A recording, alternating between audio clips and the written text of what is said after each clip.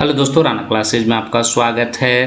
तो बड़ी अपडेट आ रही है बिहार दरोगा बिहार जो ईएसआई का जो है और वन के क्षेत्र के पदाधिकारी।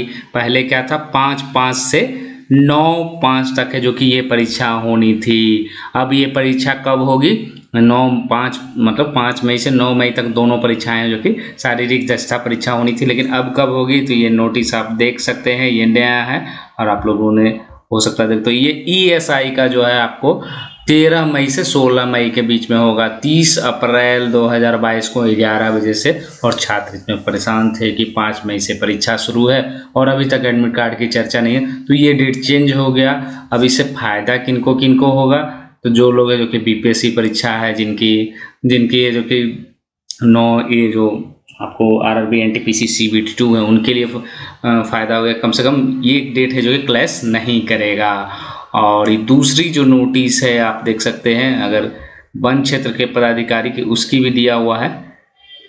तो उसके बारे में क्या नोटिस दिया हुआ है? तो ये भी जो है 12 मई से जो कि पीईटी स्टार्ट हो, इसका भी है जो कि 30 अप्रैल 2022 से जो कि एडमिट कार्ड है जो कि डाउनलोड। तो ये अच्छी खबर है। और जो लोग फिजिकल कर रहे हैं, चाहे वन क्षेत्र के पदाधिकारी हो या जो ईएसआई के हैं, वो अब एक टारगेट ले ले कि डेट भी आपकी बढ़ गई और आपकी परीक्षा भी होनी तय हो गई। ये सारे कन्फ्यूजन है जो कि आप लोगों को दूर हो गए। अब आते हैं बिहार दरोगा की जो परीक्षा हुई है। बहुत सारे लोगों ने जो कि गलतियां हैं जो कि अब आनी शुरू की, किन्हीं का जो कि रोल नंबर, तो किन किन कारणों से आपका है जो कि छट सकते हैं। और अभी तो फिलहाल है जो कि चल रहा है आपको कि कट ऑफ कितना जाएगा। 70 जैसा मैंने बताया, तो बहुत लोग काफ़ी कम बता रहे, ज़्यादातर लोग यही बता रहे कम है। तो हो सकता है 2-3 मार्क्स से जो कि या 4 मार्क्स से बढ़ सकता है। तो आप किन किन कारणों से है जो कि आप बाहर हो सकते हैं और क्या आपने भी ये गलतियाँ की है जिसके कारण आप है जो कि बाहर हो सकते हैं। तो देखते हैं क्या क्या वजह से जो कि ये मेंस का ही रिजल्ट है। ऐसा नहीं है कि ये मेंस का ही रिजल्ट जब आएगा तो उसमें उल्लेख किया रहेगा। रॉन्ग रोल नंबर, ये पिछली परीक्षा मेंस जो है 2446 की, उसकी 300 अगर आपने रोल नंबर गलत भरा है और आपको पता भी नहीं है कि आपने गलत भरा, तब तो आपकी कॉपी जांच नहीं होगी और रिजल्ट से बात, चाहे हिंदी की भी हो क्यों ना। यहाँ पर आप देख सकते हैं, ऐसा नहीं है कि आप जो कि मैं जो सामान्य अध्ययन में अगर आप गलत किए हैं तभी ये शिफ्ट 1 मतलब हिंदी शिफ्ट का बता रहा हूँ कि रॉन्ग रोल नंबर जो पुरानी परीक्षाओं का विवरण है।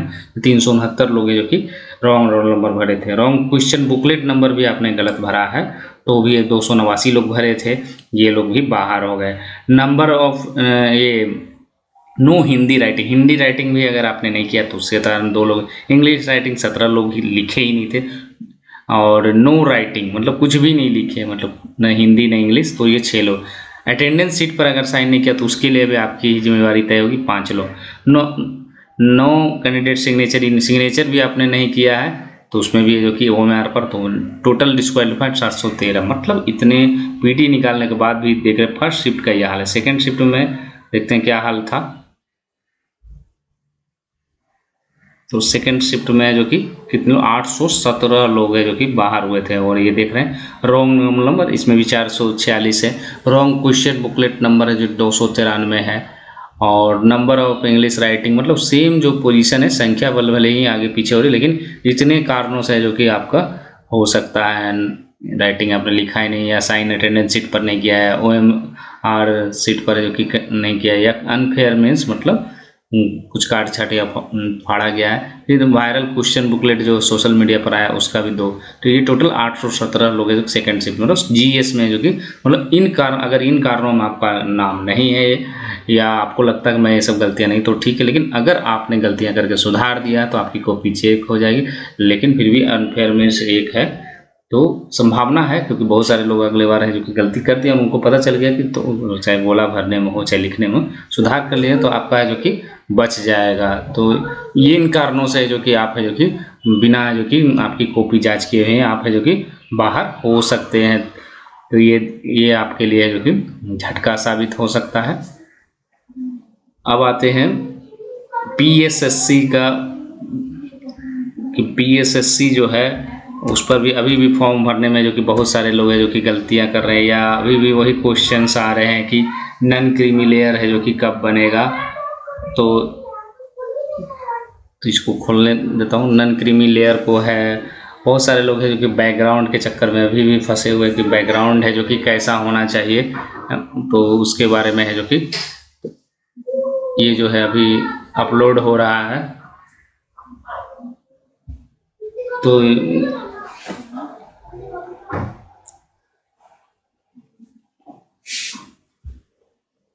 ये अपलोड हो रहा BSSC का, और ये आपने देखा होगा कि इसकी है जो कि पोस्ट है जो कि माइंस है जो कि इंस्पेक्टर का तिथि है जो कि आ गई थी 10/11, मतलब आपको अगर देखा जाए तो 8, 9, 10, 11 ये सारी परीक्षाएं, चाहे BPSC की परीक्षाएं हो या RRB, NTPC, CBT 2 की परीक्षाएं हो, ये सब की परीक्षाएं जो कि आपकी लगातार है जो कि होनी है। उसके बाद है जो कि आपको BPSC CDPO की जो कि परीक्षा होगी।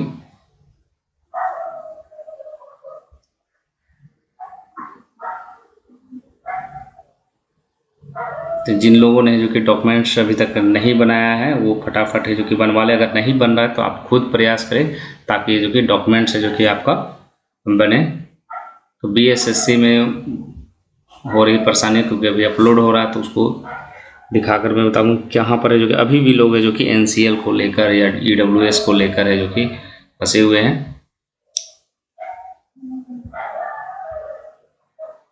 तो ये चीज़ आपको मैं कई बार बताया हूँ कि ये जो शैक्षणिक योग्यता है ये अंतिम तिथि तक होना अनिवार्य है, लेकिन किनके लिए जो कि अंतिम तिथि नहीं हो पाती है, जो ये जो डेट है इस पर भी लोग बहुत सारे फोन्स भी आते हैं।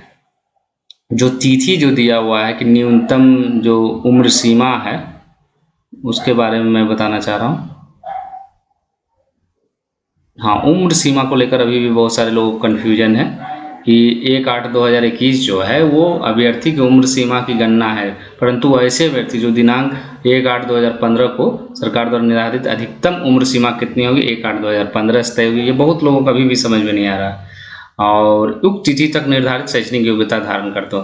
कुछ कंडीशन ऐसे भी आए कि 1/8/2015 में उनका मान लीजिए कि वो 37 वर्ष पूरा हो रहा था, वो आ भी रहे, लेकिन पता चला कि उनके नीचे वो ग्रेजुएशन किए ही नहीं। ग्रेजुएशन कब किए हैं तो 20 में किए। एक ऐसी कंडीशनल होती है, तो वो ऐसे कंडीशन में भी आप फॉर्म नहीं भर सकते। 2 कंडीशन है अधिकतम उम्र सीमा के लिए कि 1/8/2015 को आपको अगर फॉर्म अधिकतम उम्र सीमा हो रही है और उसके पहले आपने जो कि ग्रेजुएशन नहीं किया है, तो फिर है जो कि आपको ये फॉर्म भरने नहीं मिलेगा। मतलब दोनों कंडीशन 1/8/2015 की अधिकतम उम्र सीमा है तो उसके पहले जो कि ग्रेजुएशन होनी चाहिए, नहीं तो और न्यूनतम वाले के लिए 1/8/2021 के आधार पर। लेकिन यहाँ पर कंडीशन इसलिए नहीं दिया गया क्योंकि ये न्यूनतम उम्र सीमा है। यहाँ अभी भी आपकी मार्कशीट अगर आ जाते हैं तो आप फॉर्म, बहुत सारे अभ्यर्थी करते हैं किसी तरह 1 महीना पड़ जाए कि जून में उनका रिजल्ट आ जाएगा तो ये फॉर्म भर सकते हैं। तो ये कन्फ्यूजन ये जो है, और ये जो है माल एक उदाहरण से देता हूँ। अनारक्षित वर्ग के पुरुष है जो कि 37 वर्ष है, तो 37 वर्ष इनका कितना हो गया, मान लीजिए कि 36 वर्ष 1/8/2015 को इनका हो रहा है किसी अभ्यर्थी को 1/8/2015, तो इसीलिए कहा जाता है कि इनको इसी से पहले जो कि ग्रेजुएशन पास होना अनिवार्य है। उसके बाद परीक्षा शुल्क तो आप लोग देख ही रहे 540 रुपया है, और ये 15/5 तक है जो कि बढ़ेगा। और पीटी में जो कि आपको 5 गुना है जो कि अभ्यर्थियों का चयन है जो कि मुख्य परीक्षा के लिए किया जाएगा। मात्र जो सीटों की संख्या है 2187 उसका 5 गुना है जो कि किया जाएगा। और ये परीक्षा जो होगी आपकी 2 घंटे की नहीं होगी, ये 2.25 घंटे की होगी।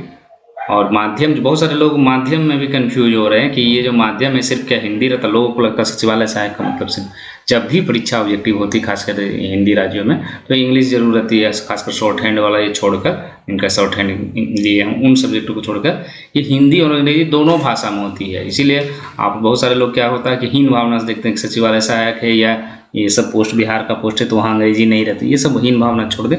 यहाँ आपको अगर अंग्रेजी आती है तो अंग्रेजी में भी जो कि आप बना सकते हैं। और क्वालिफाइंग मार्क्स क्यों दिया हुआ कि अगर इससे कम आप लाते हैं तो आपको ऐसे, हालांकि इससे कोई मतलब नहीं, जिस तरह सचिवालय सहायक की परीक्षा होती है इससे ज़्यादा ही कट ऑफ जाता है, तो इसका कोई मतलब नहीं, लेकिन लिख दिया जाता है क्योंकि विज्ञापन है, बाद में कोई बवाल ना हो। और नॉन क्रीमी लेयर को तो अभी तक चल रहा है, एक ही क्वेश्चन पूछा जा रहा है कि क्या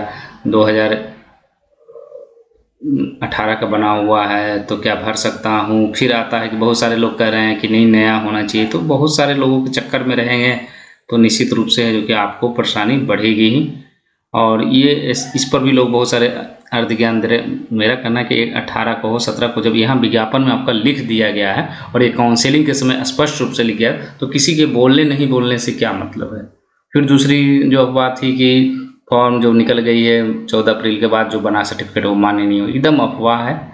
इसको भर सकते हैं, इससे कोई परेशानी नहीं होगी। तो ये सब और भी अगर आप लोगों को, क्योंकि बहुत सारे BSSC CGL 3 का आप कंफर्मेशन चाहते हैं तो 8789205227 मेरा व्हाट्सएप नंबर है। कॉल तो मैं नहीं उठाता हूँ ज़्यादा, और नहीं क्योंकि बहुत सारे कॉल्स आने लगे, तो व्हाट्सएप से आप पूछ सकते हैं। एक बार फिर नंबर, क्योंकि आप लोगों की परेशानियाँ अभी बनी हुई है, तो 8789205227 पर है जो कि आप व्हाट्सएप करें, पूछें। कॉल लगेगा नहीं क्योंकि मैं उठा भी नहीं सकता हूँ, तो व्हाट्सएप से पूछे तो मैं कोशिश करूँगा सारे सवाल, क्योंकि आप लोग गलत ना भरे और बहकावे में आकर किसी के ऐसा ना कि गलत भर दे और बाद में आपको जो कि परेशानी हो।